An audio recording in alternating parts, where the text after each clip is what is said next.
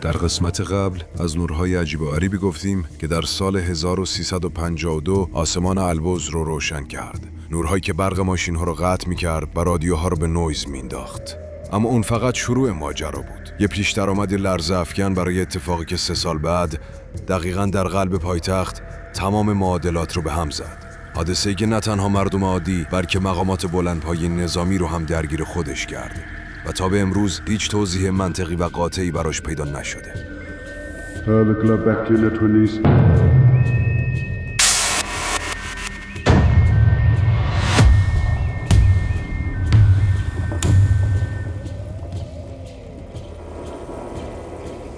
شهریور 1355 یه شب عادی دیگه توی تهران. شهر در آرامش نسبی بود، اما این آرامش زیاد طول نکشید. ناگهان تلفن‌های برج مراقبت پر از گزارش‌های وحشت زده مردم شد.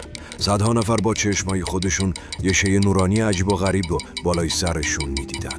جسمی بزرگ و درخشان با رنگ‌های متغیر به حرکتی ناموزون که بر فراز آسمان استان البرز دقیقاً بالای سر پایتخت معلق بود.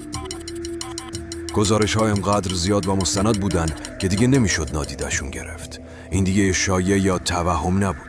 سپهبد شاپور آذربرزین فرمانده ی وقت عملیات نیروی هوایی بعدها در خاطراتش گفته: با دریافت گزارش‌های متعدد و حیرت انگیز مردم بلافاصله دستور دادم تا جنگنده ها برای بررسی و شناسایی این شی ناشناس به پرواز در بیان.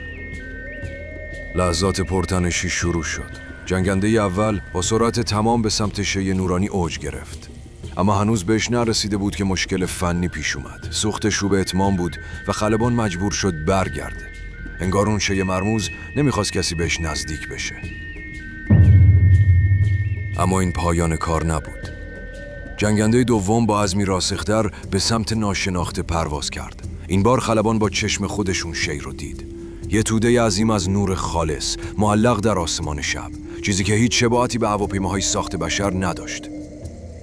سپهبد آذربرزین با صدایی که هنوز هم بعد از سالها رگه‌هایی از حیرت در اون دیده میشد تعریف میکنه: خلبان ما در اوج شجاعت رادار هواپیما رو روی شی قفل کرد. آماده بود تا هر دستوری رو اجرا کنه، اما طبق دستورالعمل‌های محرمانه اجازه شلیک بهش داده نشده بود. اونجا بود که اتفاق وحشتناک افتاد.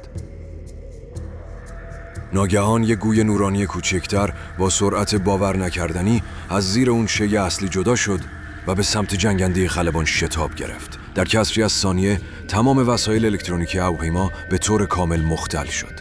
رادار از کار افتاد، دستگاه‌های ناوبری از بین رفتن و ارتباط با برج مراقبت قطع شد. کابین خلبان در تاریکی و سکوت مطلق فرو رفت. خلبان تنها بود. روز بعد نیروهای نظامی به محل احتمالی سقوط در حوالی دریاچه قم اعزام شدند، اما هیچ اثری از شی پیدا نشد. نکته عجیب‌تر این که هر کس به اون منطقه نزدیک میشد دستگاه‌های الکترونیکیش دچار اختلال میشد. قطب‌نماها از کار میافتادن، رادیوها نویز شدید میگرفتن و حتی بومیان منطقه فکر میکردن یه رعد و برق شدید و غیر عادی به اونجا خورده.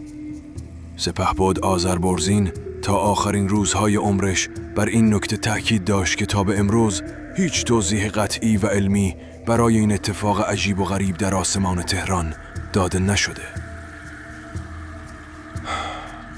آیا اون شب ما واقعاً با موجوداتی از جهانی دیگر روبرو شدیم؟ آیا اون شی یک تکنولوژی فوق پیشرفته ناشناخته بود که برای لحظاتی خودش رو به ما نشون داد؟ یا شاید هم ماجرایی پنهان در پشت پرده های نظامی؟ چه کسی میدونه؟ تنها چیزی که باقی مونده علامت سوال بزرگیه که در آسمان تهران حک شد.